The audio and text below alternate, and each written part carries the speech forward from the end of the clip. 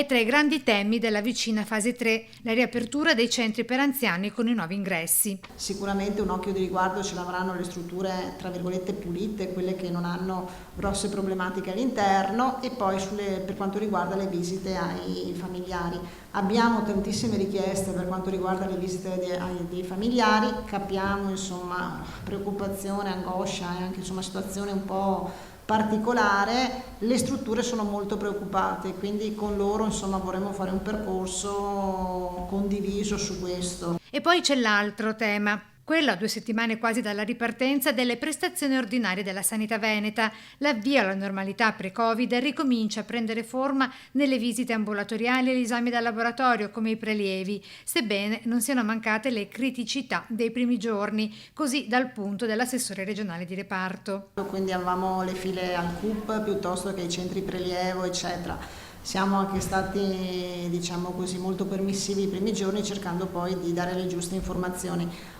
Mi dicono che insomma le situazioni sono abbastanza rientrate, quindi ci sono le prenotazioni tramite prenotazione, telefonate e quant'altro, e dovrebbero avere quasi insomma riposizionato quasi tutte le visite specialistiche, quindi che erano state di fatto sospese, quindi siamo a un buon punto anche con l'aiuto dei medici di medicina che hanno riprogrammato, come sentivate l'altro giorno anche da Crisala, che era qui per la presentazione appunto dei nuovi device legati appunto a nuove metodologie per quanto riguarda la medicina di famiglia, hanno riprogrammato molte visite, la maggior parte insomma, quindi mi dicono insomma che la situazione stia andando insomma abbastanza bene. Riaprono anche i Covid Hospital, è il caso nel veneziano dell'ospedale di Dolo, dove più di qualcuno temeva non sarebbe tornato a presidio ospedaliero normale, diciamo. Alcuni sono già entrati con la rete del pronto soccorso emergenza-urgenza, gli ambulatori sono rientrati anche lì, quindi con le